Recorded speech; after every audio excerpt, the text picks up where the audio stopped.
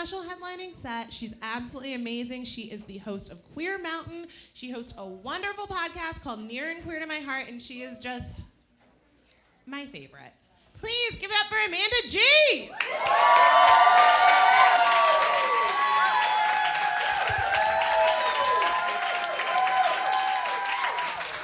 Oh my God, thank you guys. Can we give it up for everyone we've heard tonight already? Alita, Camille, Mallory, and you guys for sticking around and being here. Y'all have been awesome.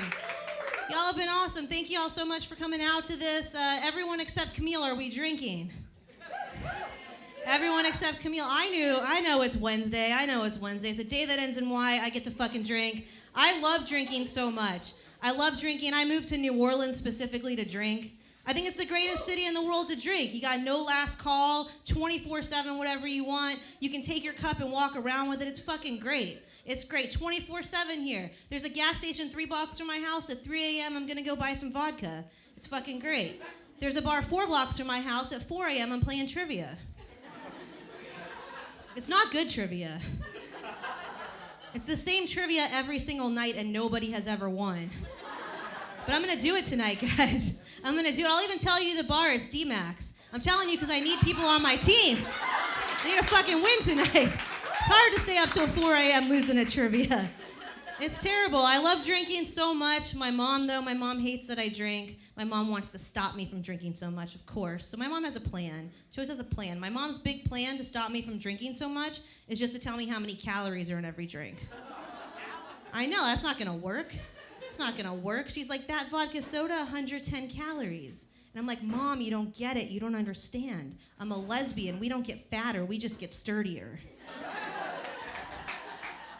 Like, my current body type goal is the bookshelf I'm building. Thank you for laughing. This is not IKEA particle board up here. This is sturdy lesbian lumber. It is. I love doing comedy. I get to travel to some cool places and go all over the country. I was recently in San Francisco, which is great. It's a beautiful place. It's very hilly. The weather's beautiful. I'm walking around there, and I'm just like, the hills are alive. With the sound of me panting, I can't walk up hills. It's terrible. I'm used to New Orleans. I can't do that shit. I also, when traveling around, you get to go to some shitty places. And I'm sorry if you're from here. I'm still going to talk about it because what I learned when I was here is people won't fight me, which is real cool. Indianapolis. Indianapolis is a terrible fucking place. Don't go there. Don't fucking go. That gets an applause break. Fucking right. It's a terrible fucking place. I went there for a comedy festival, and I flew in, and I landed at the airport, and I'm in a Lyft, and I'm on my way to my hotel, and my Lyft driver is just talking to me, and I hate when Lyft drivers talk to me. I hate it. I treat Lyfts like libraries. I'm just like, shh, no talking. But my Lyft driver was an older lady, and older ladies are allowed to talk in libraries. She's nodding her head. She knows. So I let her talk. She's asking me the usual questions, like what I'm doing in Indianapolis and where I'm from, etc. And I realized I did have something to ask her. I had an important question for her. When you travel somewhere, what do you want to know? You want to know what the fuck you're going to eat, right? Like, what are you going to put in your belly? Like, you guys are here in New Orleans. Like, you came here to eat, right? You guys had po' boys and jambalaya and gumbo and oysters and...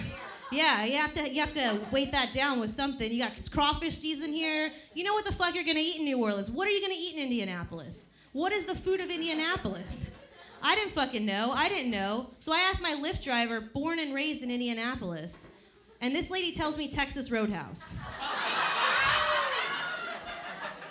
She gave me the name of a restaurant with another state's name in it as the best that Indianapolis has to offer. I didn't believe her, so I spent my whole weekend there trying all the fine cuisine of Indianapolis, and I figured it out. The official food of Indianapolis is Bud Light. Bud Light is the I'll have what she's having of Indianapolis. One thing they don't have in Indianapolis is happy hour. I don't know if you know this. Happy hour is illegal in the state of Indiana. Yeah, also Massachusetts and North Carolina if you're looking for states to avoid. It's true. It's like you don't have a happy hour, you just have 24 sad hours. It's terrible. It's terrible. I realize if I'm going to be traveling around, I need to know the alcohol laws, because I'm getting drunk on the plane. Can I carry that cute vodka bottle with me off the plane? I need to know this shit. So I started looking it up. There's a lot of fucked up alcohol laws in this country.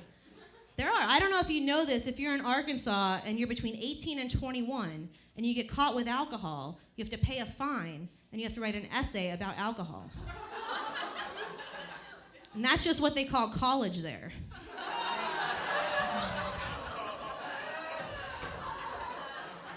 I told that joke in Little Rock, Arkansas. And they didn't understand it. They didn't fucking understand it. I don't know if you know this, in Ohio, you cannot feed alcohol to a fish. I don't know how the fuck you do that, but you can't do it in Ohio. In Alaska, you can't feed beer to a moose. You can feed vodka to a moose. You can feed whiskey to a moose. But if you feed that moose beer, you're going to fucking jail. And you know they have to have that moose testify, right? You have to have that moose testify. They call that moose up to the stand, and that moose, they're like, no, put your hoof on the Bible. No, don't scratch it. No, don't eat it. Put your hoof on the Bible. They swear that moose in. That moose was like, man, I was having a hard day. The wife was giving me shit. I went to the bar just to sit there by myself. This guy comes up to me. He says, let's do shots of Jameson. And I was like, that's just what the fuck I need. And then this cheap motherfucker bought me PBR.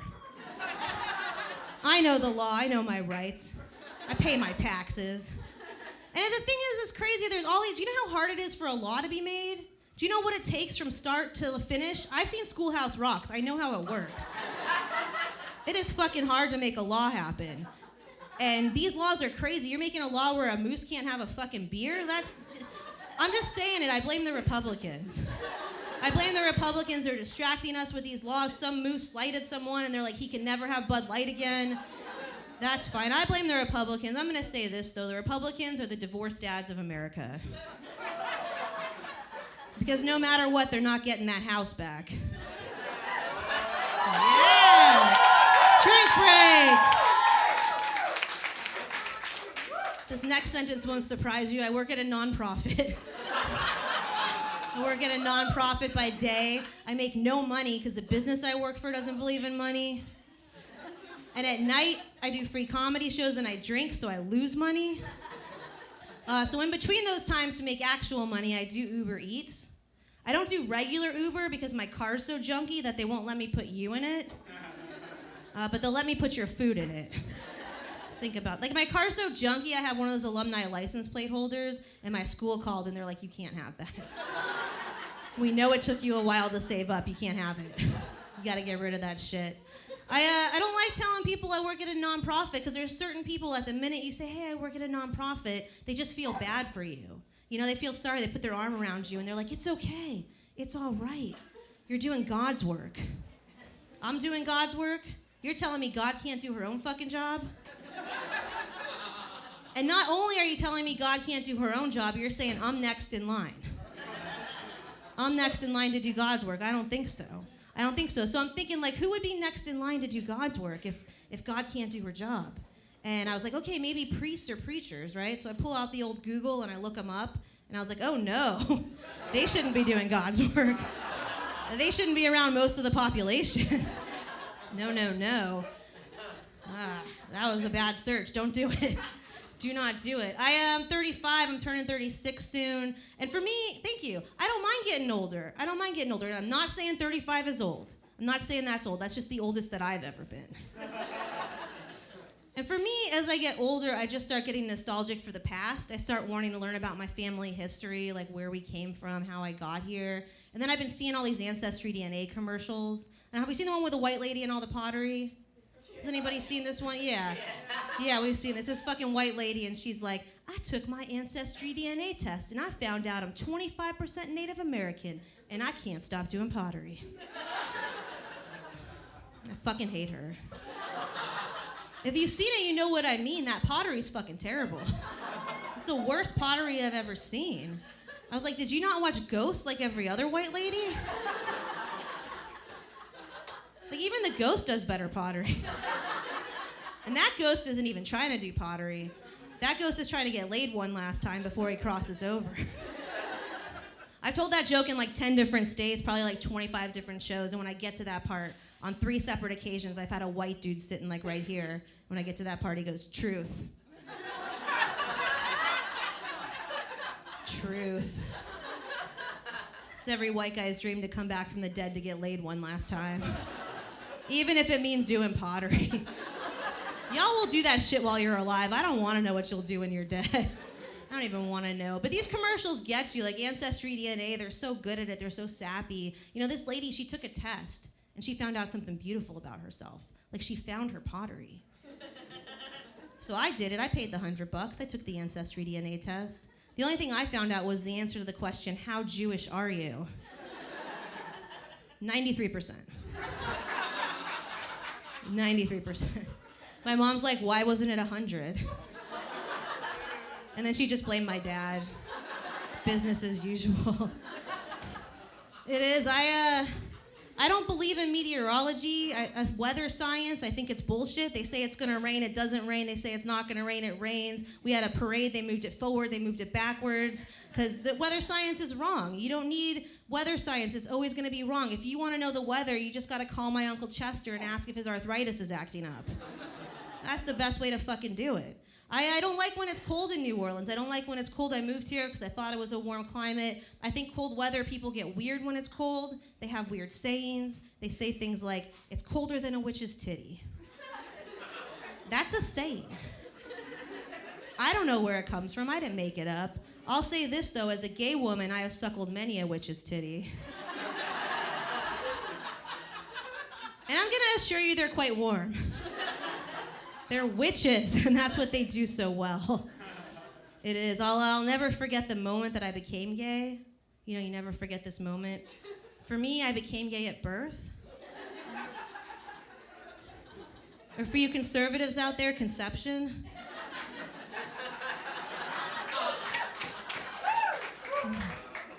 Thank you for the hand wave in the back. I used to come out on stage, though, and I just come out to everybody and just be like, I'm here, I'm queer, yes, I am. And then I got lazy and I got this haircut to save myself on time.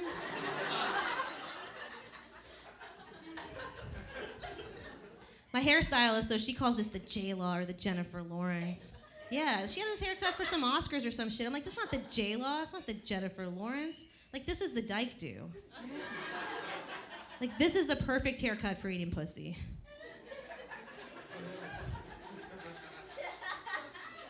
I'll explain. A lot of questioning faces out there. No, it's great. You can tell where her hair ends and yours begins. It's beautiful, right? And you have a window, right? So if you're into the pussy, you can get down to business. If not, there you go. You got a window. Y'all guys can use that one too. We're not supposed to give you any tips, but I drink, so you can have that one. Y'all can have that one. I look in the mirror, though. I don't see J-Law. I don't see Jennifer Lawrence. I look in the mirror. I see Harry Potter. Let's be real. I'm going to be a bad guy here. I have to do it, but fuck Harry Potter. I'm sorry. Fuck Harry Potter. Thank you. He's a terrible fucking wizard. Thank you. What kind of wizard needs glasses?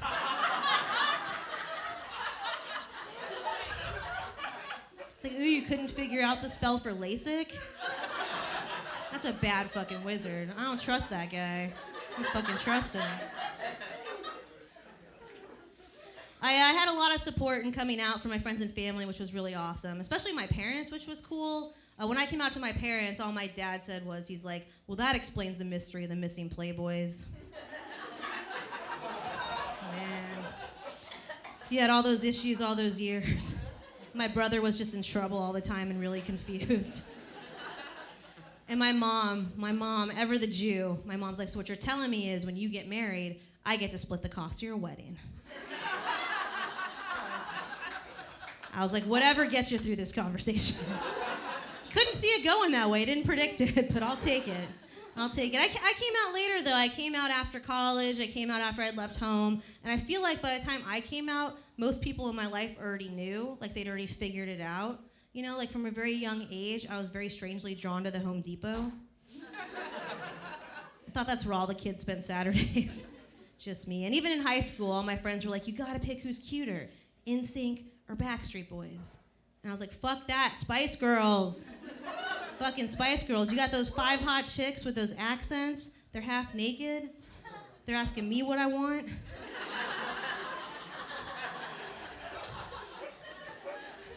What I really, really want. And like they knew, right? Like they really, really knew. Which of course was to move to Portland and open a bookstore with them. I am holding on to that dream. I think some of them are still available. I do. I like coming out on stage because I can finally make it about me. When you come out in real life, the other person always makes it about them. You know, like I come out to my mom and she's just like, oh dear, what am I gonna tell my friends? And I come out to my brother and he is like, I cannot wait to tell my friends. And I come out to my friends and they're like, which one of us is the hottest?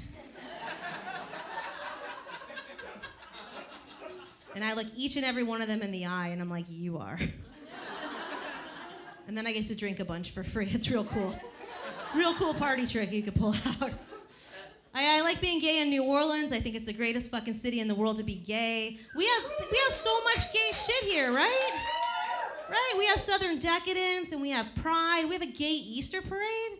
Like, it's amazing. We have gay softball. There's a gay softball league here. I play gay softball. And when I tell people I play gay softball, they're just like, no, man, you mean softball, right? And I'm like, no, you don't get it. They don't understand. The gay and gay softball, that's not for me. That's not for the lesbians. The gay and gay softball, that's for the gay men, right? I roll up to gay softball and I'm handed a mimosa and a freshly pressed uniform. That's some gay fucking softball. I went up to bat last week. I looked down at home plate. It says Crate and Barrel on it. That's some gay fucking softball. Last month, I'm in the dugout, and this guy, Scotty, is like, oh, I hurt my back. And this other guy, Davey's like, there's a scale. It goes from 1 to I can't suck my own dick anymore. How hurt are you? That's some gay fucking softball.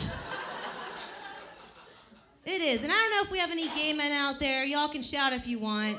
Yeah. Yes, I fucking love y'all. I love y'all. Y'all are fabulous. Y'all get to be fabulous. The gay men get the cutest names, you know? They're just like twinks and otters and bears. So fucking cute. They probably are like koalas and pandas. They get all the cute animals. Lesbians were just bull dykes or carpet munchers. It's fucking terrible. It's terrible. Carpet muncher makes me think if I go to your house, I need to be like, thank God you had tile or I couldn't make it past your hallway.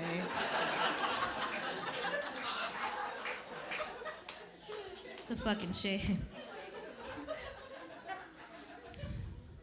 There's some things I don't like about being gay. Like everyone just assumes I know every lesbian, you know? They're always just like, hey, you know my friend Jen? And I'm like, no, why?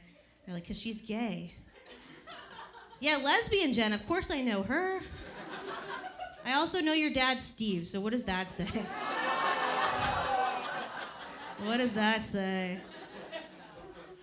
When I first came out, I was so excited. Like when I was first out, I just wanted to do everything to let the world know, you know? And I would just only wear quirky shirts that said things like, proud vegetarian. Is it gay in here or is it just me? My other penis is a fist. That's how you get the ladies. That's how it's done.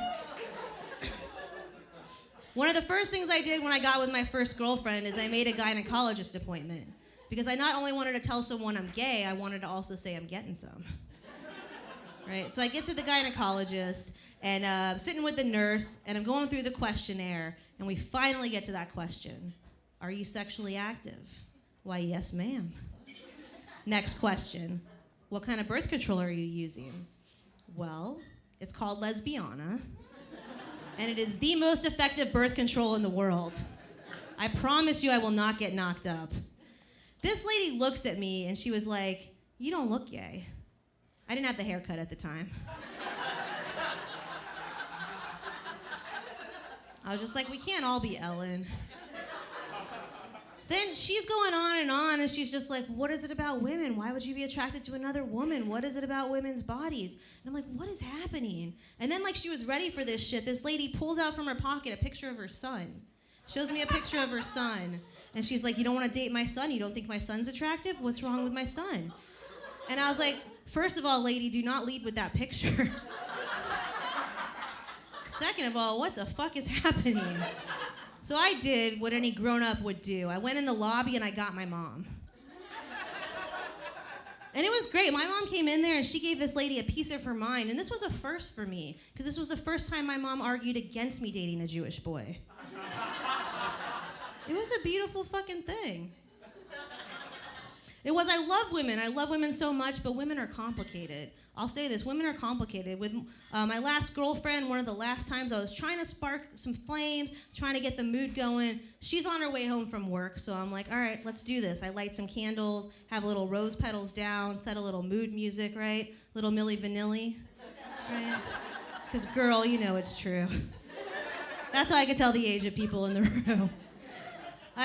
She gets home, she opens the door, I'm making my way over to her. She stops me dead in my tracks. She flips on the lights, she blows out the candles, and she's like, look, if you want to fuck me, you have to fuck me mentally. I know, I was like, what the fuck? I thought I could just light some candles.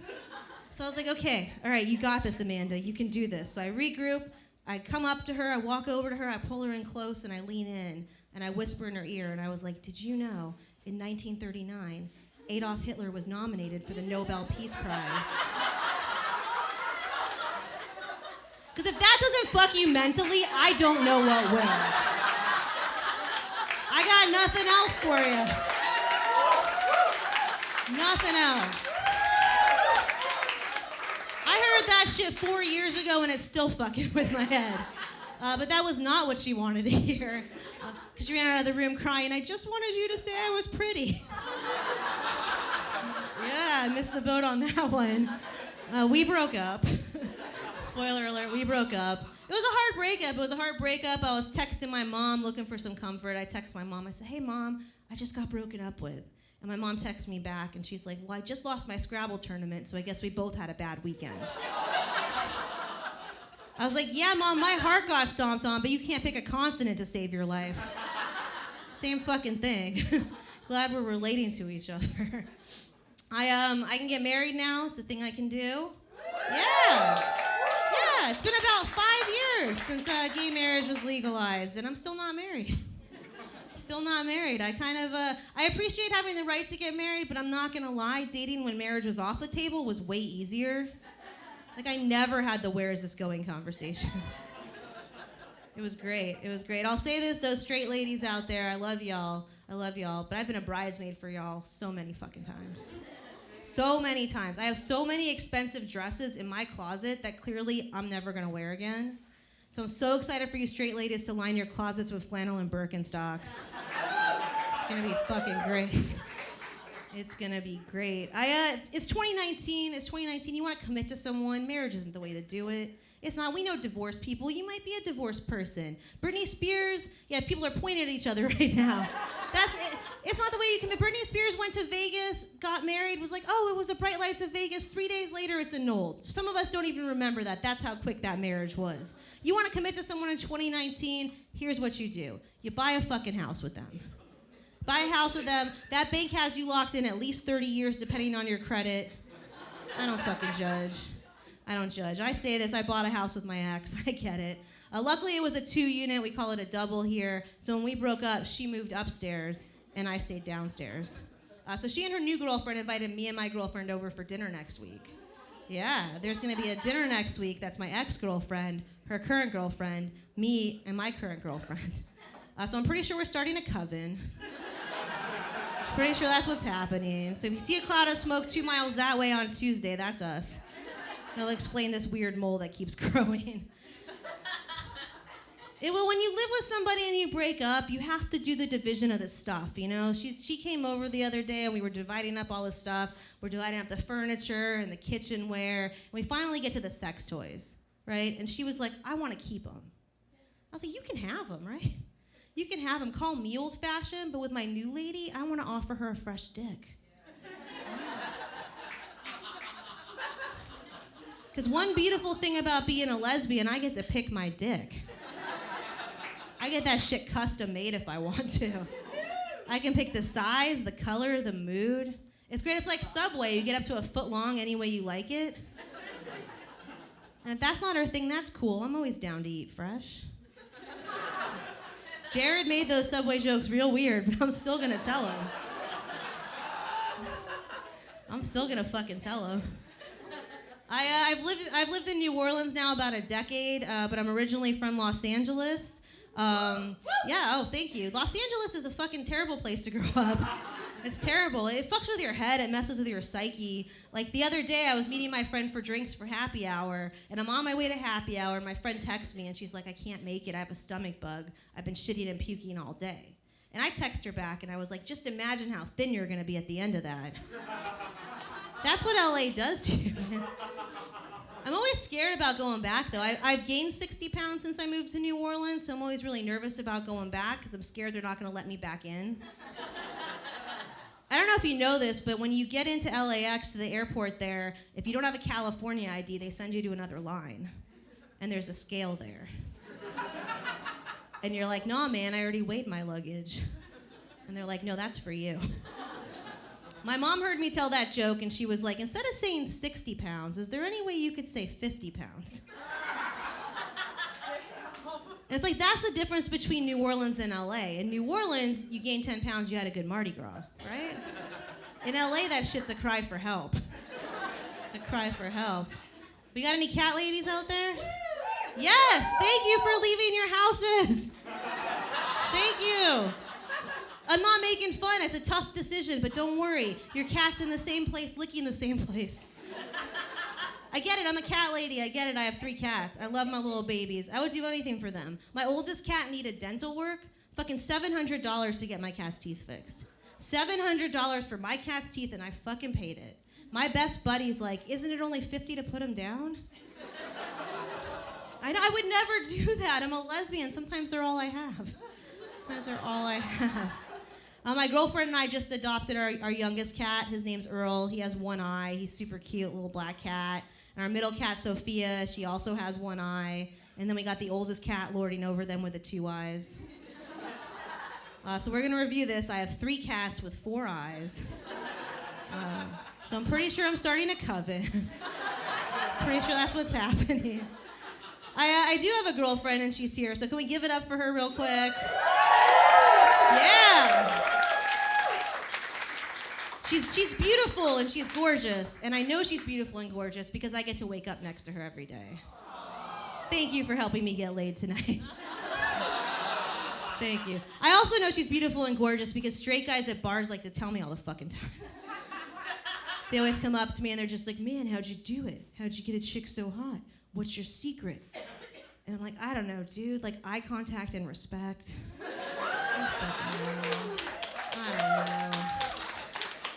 I don't know. Straight men, though, y'all think lesbians are your enemies. And lesbians, we know, straight men, you are not our enemies. The only enemies that we have are fake nails and unexpected periods. That one takes a moment, but we all get there. We all get there. Do we have any straight people in the audience? Yeah, give it up for yourselves. Y'all do it all the fucking time anyway. Let us hear it. No, I love y'all, I do. I have one thing, though, one thing. Y'all need to get more creative with your shit. Y'all do. Hand job, blow job, that's not creative. Like my friend, she calls blowjobs blowies, right? Her husband gets a blowy on his birthday and on Easter for whatever reason. I guess that's when things rise from the dead. I don't know, you tell me. You tell me. Lesbians, we're more creative with our shit.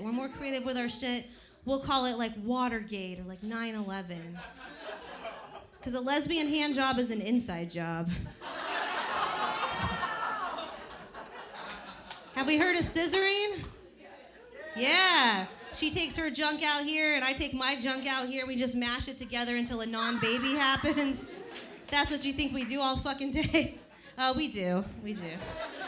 That's our foreplay. It's our foreplay for scrapbooking.